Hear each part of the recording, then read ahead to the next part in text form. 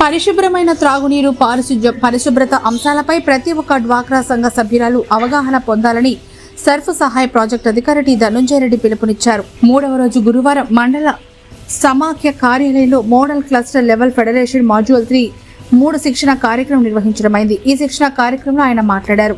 డ్వాక్రా మహిళల పరిశుభ్రమైన నీరు లేకపోతే వచ్చే జబ్బులు నివారణ, పారిశుధ్య లోపంపై జరిగే నష్టాన్ని, వ్యక్తిగత పరిసరాల పరిశుభ్రత లేకుంటే జరిగే పరిణామాలను తెలుసుకోవాలని కోరారు.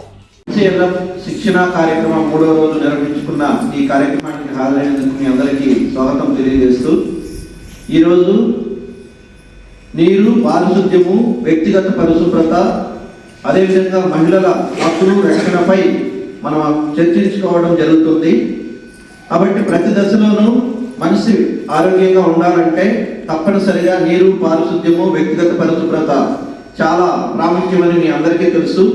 వాటిని గ్రామ స్థాయిలో ప్రతి సంఘ సభ్యురాలు కూడా అవగాహన చేసుకొని వాటి ద్వారా లబ్ధి పొందే విధంగాను, భవిష్యత్తులో వాళ్ళ ఆరోగ్యాలను సంరక్షించుకునే విధంగా ప్రతి ఒక్కరూ చూసుకోవాల్సిన అవసరం ఉంది.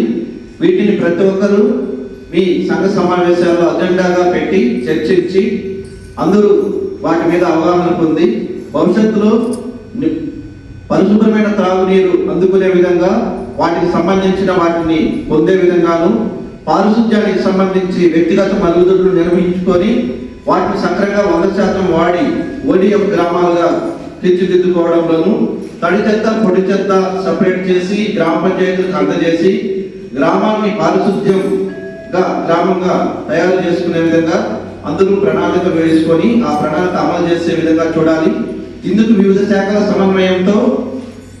సమన్వయంతో మనం వ్యవహరించి అన్ని కార్యక్రమాల్లోనూ మనం భాగస్వాములైతే మన గ్రామాన్ని, మన యొక్క మండలాన్ని నందన బృందావనంగా ప్రతి గ్రామం తయారయ్యి ఆదర్శంగా నిలవాలని మీ అందరినీ కోరుకుంటున్నాము. అందులో మీరందరూ కూడా భాగస్వాములయ్యి ప్రతి ఒక్క సభ్యురాలకి అర్థమయ్యే విధంగా అన్ని తెలియపరిచి వాళ్ళకు చైతన్యం కల్పించే విధంగా చూడాలని మీ అందరినీ కోరుతున్నాను. వీటితో పాటు గ్రామ స్థాయిలో మనం ఈ 2 దశల్లో తీసుకున్న ప్రణాళికలు ఏవైతే ఉన్నాయో ఆ ప్రణాళికలన్నీ కూడా మీరు అందరూ అమలు చేసే విధంగా కృషి చేస్తూ గ్రామ స్థాయిలో అన్ని రకాల వసతులను సమకూర్చుకుని ఆరోగ్యంగా, ఆనందంగా ప్రతి కుటుంబము వర్ధిల్లే విధంగా చూడాలి. అదేవిధంగా వారికి కావాల్సిన ఆర్థిక వనరులు ఏమైనా అవసరం ఉంటే నీరు, పారిశుద్ధ్యం, వ్యక్తిగత పరిశుభ్రతకు సంబంధించిన వాటిలో సంఘాల నుంచి రుణాలుగా ఇప్పించి వాళ్ళు అన్ని అందుకునే విధంగా చేసి అందరూ వ్యక్తిగత మరుగుదొడ్లు వాడే విధంగాను, పరిశుభ్రమైన త్రాగునీరు తాగే విధంగాను, వ్యక్తిగత పరిశుభ్రత, పరిసరాల పరిశుభ్రత పాటించి గ్రామాన్ని సుందరంగా తయారు చేసేందుకు కృషి చేయాలని మీ అందరినీ కూడా కోరుకుంటూ ఈ అవకాశం మీ అందరికీ కృతజ్ఞతలు. Thank you.